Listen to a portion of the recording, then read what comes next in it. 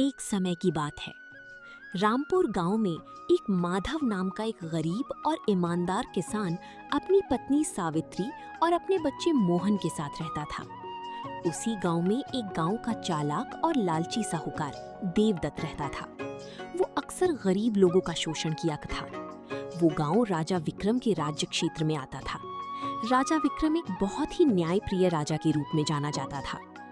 चारों तरफ सन्नाटा था, क्योंकि पिछले 2 सालों से बारिश न होने की वजह से खेतों में दरारें पड़ गई थीं। माधव अपनी कुटिया के बाहर बैठा सूख रही फसल को देख रहा था और मन ही मन सोच रहा था, हे भगवान, इस साल बारिश न होने के कारण फसल कुछ भी नहीं हुआ है। अब मेरा परिवार पूरे साल क्या खाएगा? उसका बेटा मोहन अंदर भूख से रो रहा था।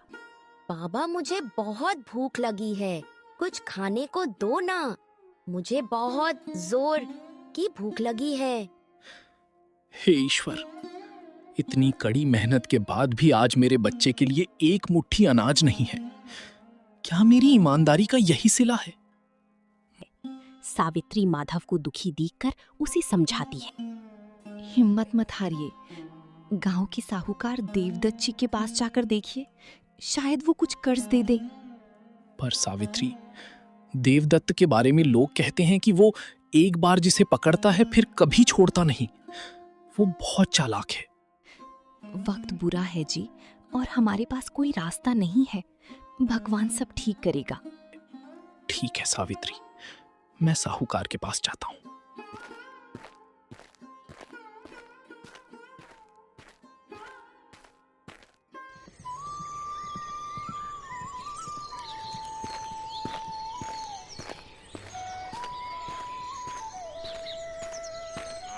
माधव तेजी से गांव के चहल पहल के बीच देवदत्त के घर की ओर जाता है, क्योंकि घर पर मोहन बहुत भूखा था। माधव को उसकी चिंता हो रही थी।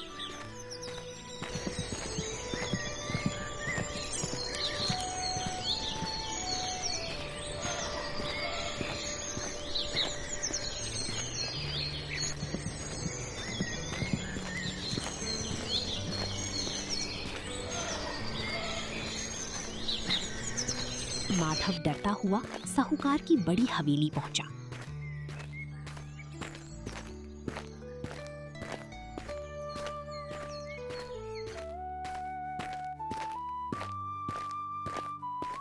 देवदत्त वहां अपनी मुंशी के साथ बैठा हिसाब किताब कर रहा था।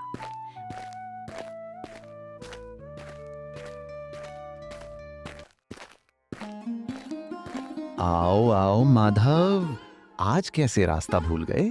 क्या चाहिए? साहूकार जी, मेरे परिवार पर बहुत मुसीबत है। मुझे कुछ धन चाहिए। जैसे ही फसल अच्छी होगी मैं एक एक पैसा लौटा दूंगा।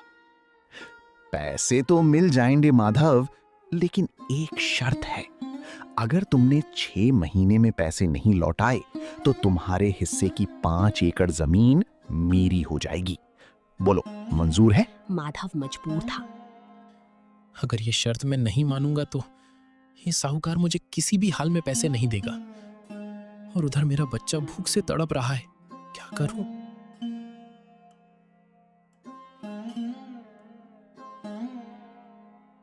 वो कोरी कागज पर अपना अंगूठा लगा दिया और पैसे लेकर बाजार की ओर राशन लेने चला जाता है।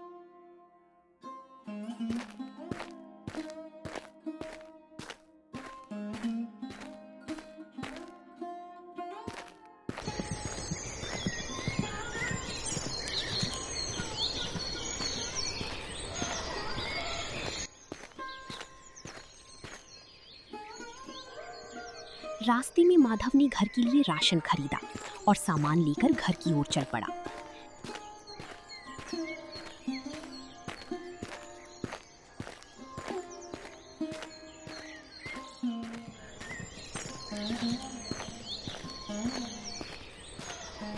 घर पहुंचकर माधव अपनी पत्नी सावित्री से कहता है, सावित्री, हमने मजबूरी में साहूकार से धन तो ले लिया, लेकिन अब हम उसके पैसे को चुकाएंगे कैसे? जी, आप चिंता मत कीजिए, भगवान कोई ना कोई रास्ता जरूर निकलेगा। हम सब मिलके साथ में मेहनत करेंगे, सब ठीक हो जाएगा।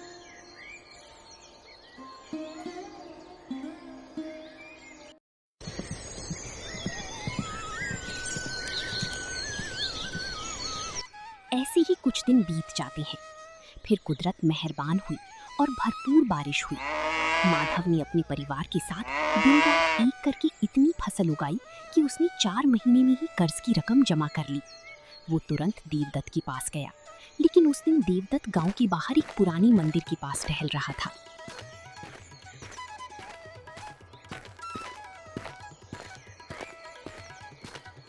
साहूकार जी, भगवान ने सुन ली। ये लीजिए आपके 500 सिक्के और मेरा वो कागज लौटा दीजिए। इसके पास इतनी जल्दी पैसे आ गए?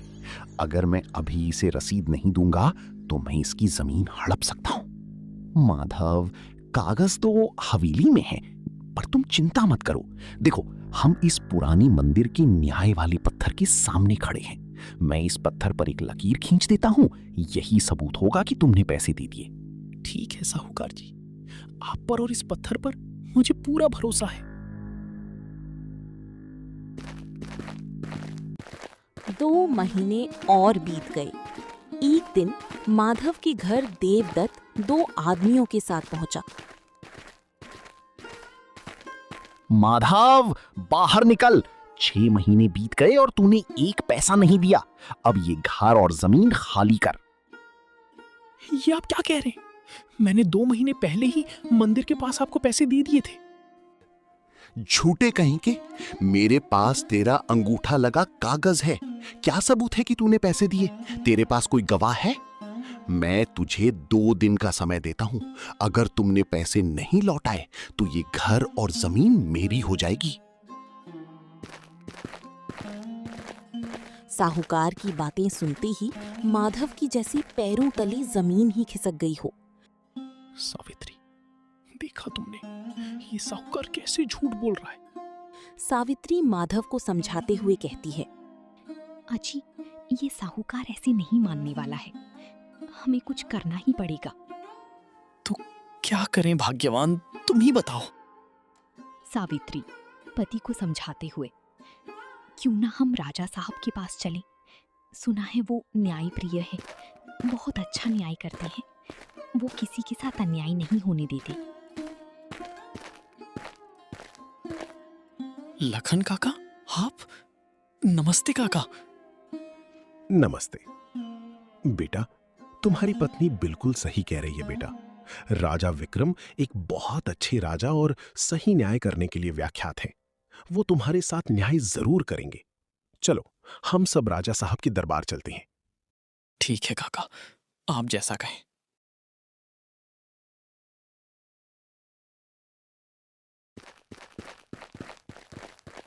अगले दिन ही माधव अपने परिवार और लखन काका के साथ राजा से मिलने चल पड़ते हैं।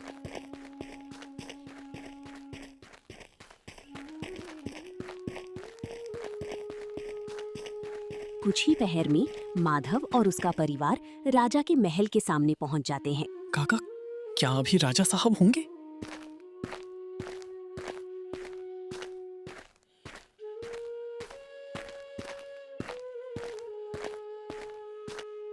सुनो पहरी, हमें राजा साहब से मिलना है। क्या इस समय राजा साहब महल में उपस्थित हैं? जी हाँ, आप बिल्कुल सही समय पर पधारे हैं। राजा साहब अभी दरबार में ही हैं।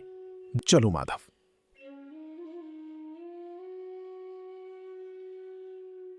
राजा विक्रम उस समय दरबार पर ही थे और अपनी मंत्रिमंडल से कुछ बातें कर रहे थे। तभी माधव और उसका परिवार दरबार में पहुंचते हैं। प्रणाम महाराज। कहो, हमारे पास कैसे आना हुआ? क्या समस्या है? जो कहना बिना डरे बेझिझक कहो। माधव ने सारी बात राजा को बताई। माधव की बातें सुनने के बाद राजा साहब ने कहा, तुम्हारी समस्या तो गंभीर है, लेकिन बिना दोनों पक्ष के बात सुने बिना न्याय करना बहुत गलत होगा। मंत्री जी, साहूकार को बुलाया जाए। जो आज्ञा महाराज। जाओ और जाकर देवदत्त साहूकार को तुरंत दरबार में उपस्थित होने को कहो। जी मंत्री जी।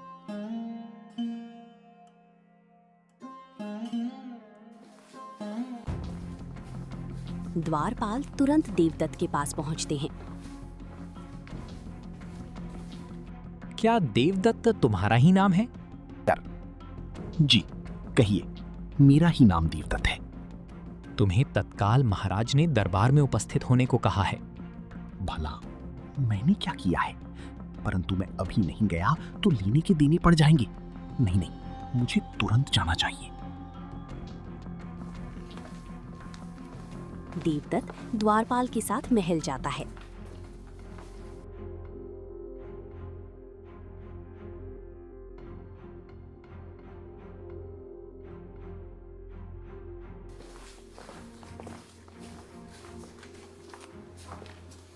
महल में पहुंचते ही राजा साहब साहूकार से पूछते हैं, साहूकार जी, क्या माधव जो कह रहा है वो सब सत्य है? नहीं महाराज, आप भी किस गरीब के बातों पर विश्वास कर रहे हैं? महाराज, ये भूख मर रहा था तब मैंने इससे कर्ज दिया। इसकी पत्नी और बच्चे भूख मर रहे थे तब इसने मुझसे अपनी जमीन गिरवी रखकर मुझसे कर्ज लिया था। महाराज, इसने कागज पर अंगूठा भी लगाया है और मुझसे कहा था कि मैं अगर पैसे वापस नहीं लौटा पाया तो माधव की जमीन मेरी हो जाएगी। महाराज, ऐसा इसने स्वयं कहा था मुझसे। माधव, क्या तुम्हारे पास कोई इंसान या गवाह है?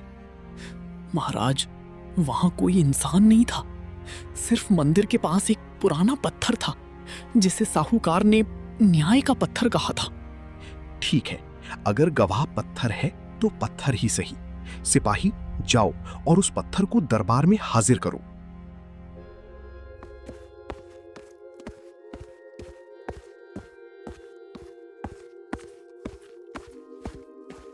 सिपाही कुछ ही समय में वापस आ जाता है और राजा विक्रम से कहता है, महाराज, वो पत्थर बहुत भारी है और जमीन में धंसा हुआ है, वो नहीं आ सकता। साहूकार जी, सिपाही शायद गलत पत्थर ढूंढ रहे हैं। आप ही जाइए और उनकी मदद कीजिए। नहीं नहीं महाराज, सिपाही सही जगह गए हैं। वो पत्थर नदी के उस पार पुराने पीपल के पेड़ के नीचे है। वहां तक जाने में ही 3 घंटे लगते हैं। वो इतनी जल्दी दरबार कैसे आ सकता है? राजा विक्रम ने दोनों की बातें सुनी। जैसे ही देवदत्त ने ये कहा, राजा विक्रम के चेहरे पर एक विजयी मुस्कान आ गई। खामोश देवदत्त, तुमने अभी अभी दरबार में कबूल किया है कि तुम्हें पता है वो पत्थर कहाँ है। अगर तुमने पैसे नहीं लिए थे तो तुम माधव के साथ उस मंदिर तक गए ही नहीं होते। तुम्हें कैसे पता कि पत्थर पीपल के पेड़ के नीचे है? वो महाराज, मैं तो... बस, तुम्हारी चालाकी पकड़ी गई। तुमने माधव से पैसे लिए पर लालच में उसे धोखा दिया। सिपाहियों, देवदत्त को जेल में डाल दो और इसकी संपत्ति से माधव को हर्जाना दो। माधव की ईमानदारी और राजा की बुद्धिमानी की वजह से न्याय हुआ। पूरे गांव में ये बात फैल गई कि सच्चाई को परेशान किया जा सकता है पर पराजित नहीं। सीख: लालच का फल हमेशा कड़वा होता है, इसलिए हमें लालच से बचना चाहिए। और ईमानदारी की गवाही खुद समय देता है, इसलिए हमें किसी दूसरे के हक का नहीं खाना चाहिए। धन्यवाद।